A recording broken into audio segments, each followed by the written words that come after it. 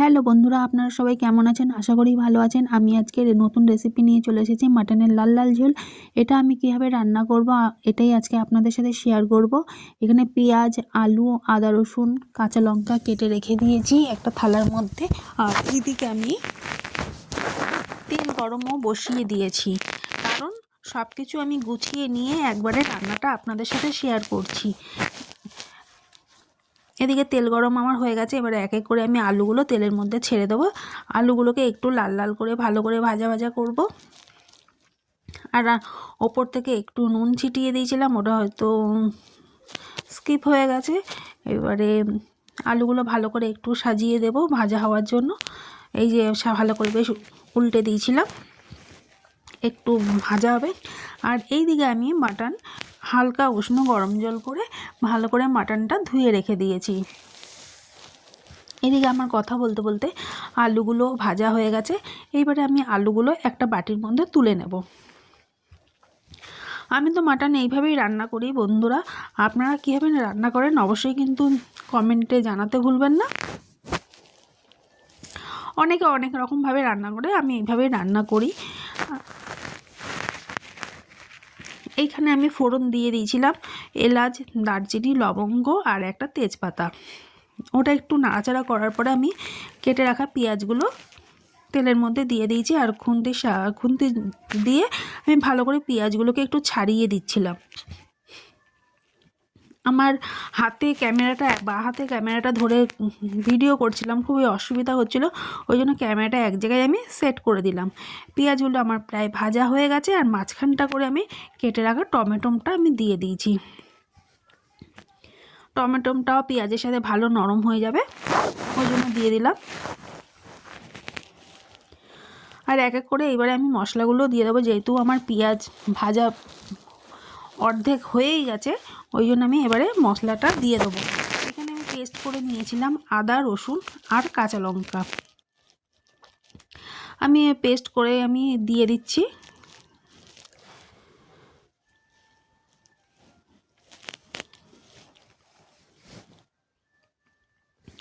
পেস্টটা পুরোটাই দিয়ে দিলাম। দিয়ে এবার আমি ভালো করে এটাকে এবার মিক্সড করে নেব।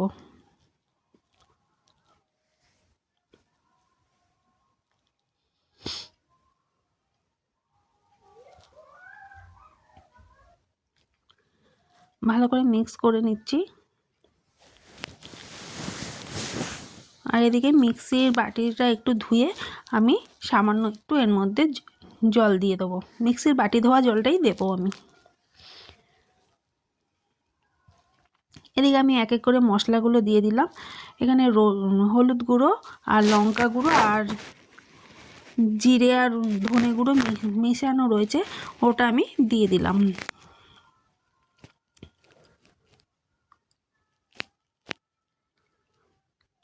পরিমাণ মতন লবণটা দিয়ে দিলাম। পরে আবার লবণ অ্যাড করবো ওখানে, মানে দেখে ভালো করে দেখে তারপরে আমি আবার পরে যদি লাগে তো আবার পরে অ্যাড করব।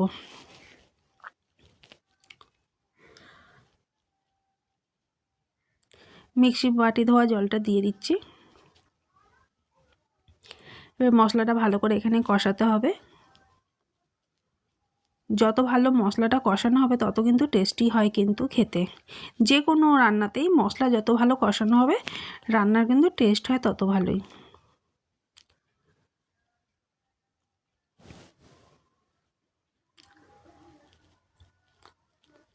এই যে আমার কিন্তু মশলা কষানো হয়ে গেছে। আর দেখতেই পাচ্ছেন বন্ধুরা, আমার কিন্তু মশলার কালারটাই পুরোটা চেঞ্জ হয়ে গেছে। আর ওপর থেকে আমি মাটনগুলোকে দিয়ে দিচ্ছি। এখানে মাটনের পরিমাণটা অল্পই ছিল, খুব বেশি ছিল না। এবার ভালো করে নাড়িয়ে চাড়িয়ে নেব।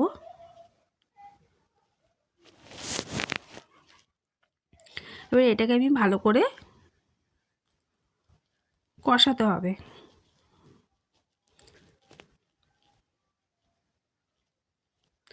মাটন কিন্তু অনেকক্ষণ ধরেই কষাতে লাগে, যত কষানো হবে তত টেস্ট বাড়ে।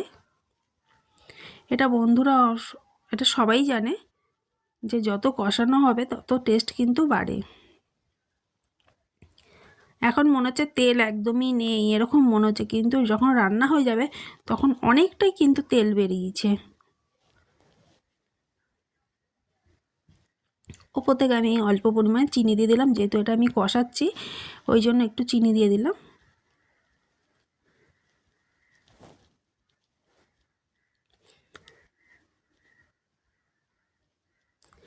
ভালো করে এবার নাড়িয়ে নিচ্ছি। আর এইদিকে আরেকটা ওভেনের মধ্যে আমি গরম জল বসিয়ে দিয়েছি। এখানে আমি কাঁচা জল ইউজ করব না।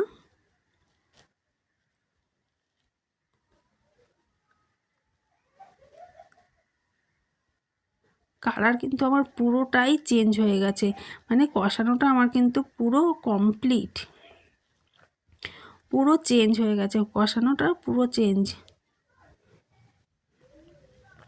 খুব সুন্দর একটা কালার এসছে।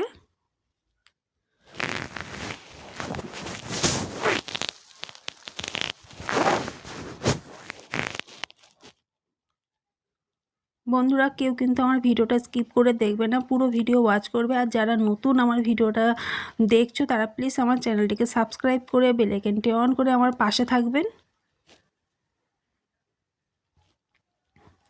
এবার আমার কষানো যেহেতু আমার কমপ্লিট হয়ে গেছে, এখানে আমি কুকার বসিয়ে দিয়েছি। প্রেশার কুকারের মধ্যে মাংসটা আমি দিয়ে দেবো, কেননা মটন আমি প্রেশার কুকারের মধ্যেই করি, ওখানেই সিটি মারি।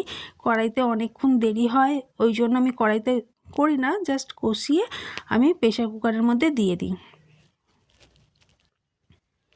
এবার প্রেশার কুকারের মধ্যে আমি দিয়ে দিলাম।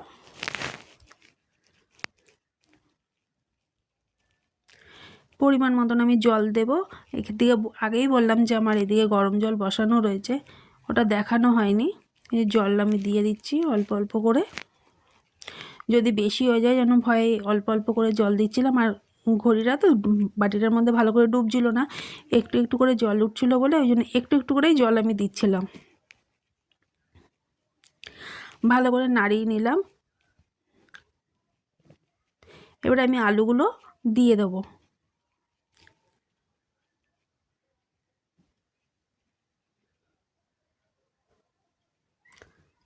মনে হলো যে আর একটু জল লাগবে, এবার জল দিচ্ছি।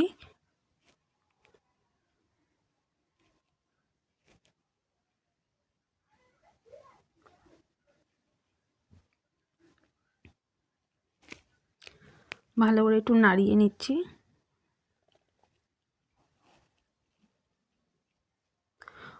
বন্ধুরা কেমন হয়েছে কিন্তু অবশ্যই কিন্তু জানাতে কেউ ভুলবেন না। আমি তো এইভাবেই রান্না করি। আজকে টক দই ছিল না বলে টক দইটা দিইনি, টক দই ছাড়াই রান্না করেছি। এবারে ভালো করে নাড়িয়ে দিলাম। এইবারে আমি বাটির মধ্যে ঢেলে নিলাম। কেমন হয়েছে বন্ধুরা আমার মাটনের লাল লাল ঝোল, অবশ্যই কিন্তু কমেন্টের মাধ্যমে জানাতে ভুলবেন না কেউ কিন্তু।